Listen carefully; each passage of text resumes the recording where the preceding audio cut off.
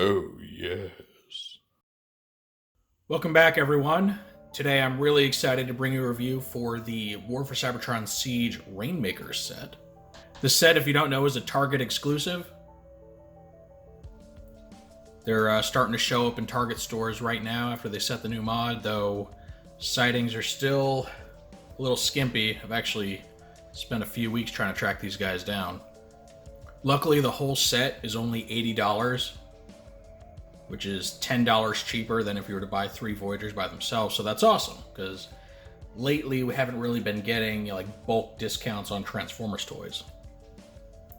So between these and the Minicon 10 pack, it's a good step in the right direction for softening the blow on these larger purchases. So anywho, the Rainmaker set consists of 3 Decepticon Seekers.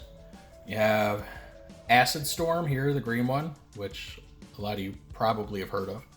Then you have Ion Storm, the blue one, and then over here, this is not Sunstorm, this is Nova Storm.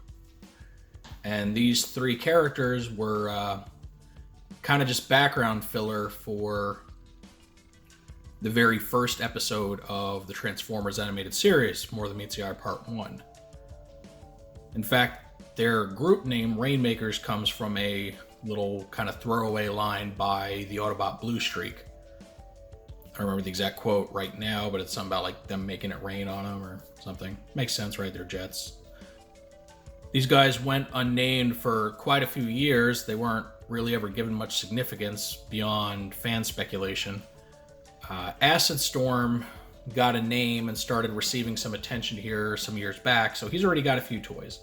He has a classic Seeker mold toy, he's got a little mini Generations toy, and he's got a Masterpiece figure, which is very cool looking, by the way. It's got like camo on it. So he's already been shown some love. And then, there have been spin-off series like the recent Cyberverse that has a female Acid Storm in it.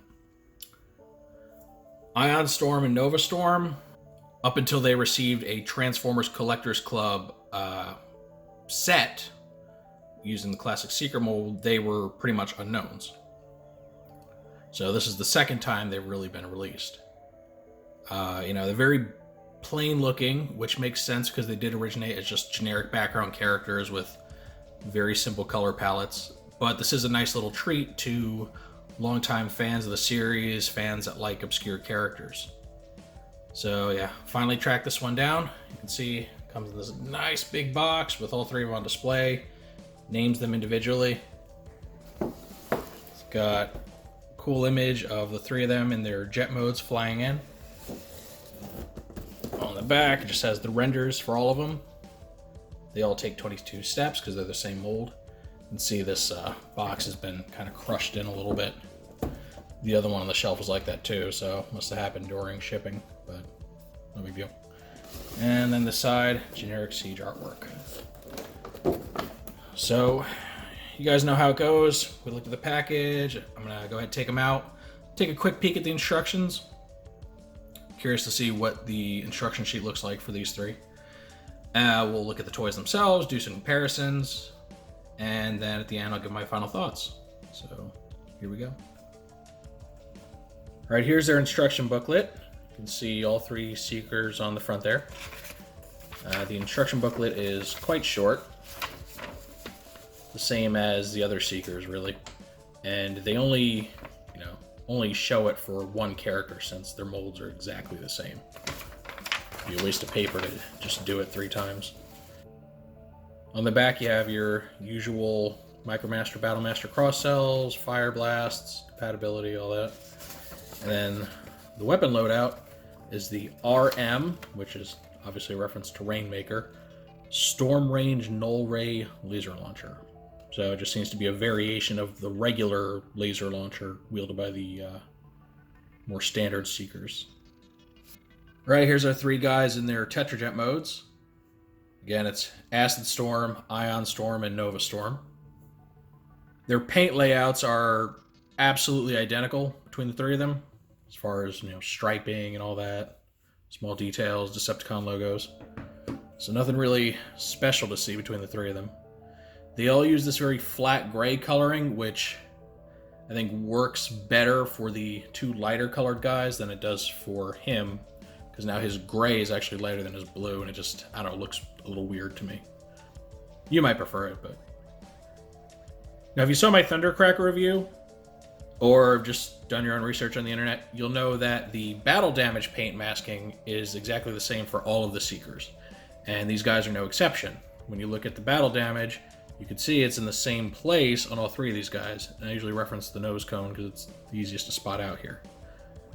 So, it's all going to be the same placement of battle damage. Coloring is usually different between different Seekers. You'll see our 2 lighter colored guys use a pretty dark gray, whereas Ion Storm uses a lighter gray, like a silver, which is more akin to Thundercracker's coloring for his battle damage.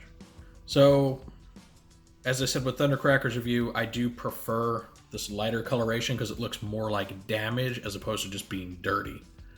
These guys look like they just came out of a filthy auto shop. He looks like he's been in a battle, so it's my personal preference, but I think the more light silver just makes for better battle damage. All right, and here are the 3 previous Seekers for comparison. We've got Thundercracker, Starscream, and Redwing. And you can see there's a lot more variation with their paint masks and their color schemes than there are with the 3 Rainmakers, which is, by design and accurate to their toy and fictional appearances. I mentioned the difference in paint color for their battle damage. That's what I was talking about. These 2 end up just kind of looking more dirty, like those other 2, whereas Thundercracker looks like he's actually been in a bit of a scrape. So it is cool seeing like an entire squadron of Seekers lined up like this. Like they just come right out of a Decepticon hangar for some big battle. Normally, it would feel very old to have this many of the same mold, but I don't know, in this case, because of what they are, that they're basically like a squadron or armada of attack jets, it kind of works out a little better. It's more akin to troop building. All right, now I'm going to go ahead and switch all these guys to their robot modes. I'm not going to show the transformation. I've shown it in Starscream and Redwing's review, so I'll link down to one of those just to save on time here. So if you want to see how the transformation works, be sure to check one of those out. All right, here's our 3 guys in the robot modes. You can see they all use the same more angry / neutral expression that the Starscream toy uses. You can see their robot modes are very monotone compared to their other Seeker toys, which again is cartoon accurate. They were basically just background filler characters, so it's really what can be expected. Personally, I don't mind it. I think it makes them unique. They definitely stand out from the other Siege Seekers. Their very bright neon colors are a huge contrast to the more grim, dark colors that Siege toys generally have. All 3 of them do utilize the chest fix that Thundercracker and Redwing have, so that's good. You don't have to worry about it popping off during transformation. All of their joints are nice and tight. I have no tolerance issues with any of them. They all feel exactly like my other Seekers. What's great about these is that the whole pack is less than the cost of 3 individual Seekers. It'll normally be about $90. These guys are $80, so it really sweetens the deal. And lastly, for fun, here's a shot of all 6 of the currently available Seekers in the Siege line, just so you can see how they look in a group shot, how our very monotone characters compare with the more detailed Seekers.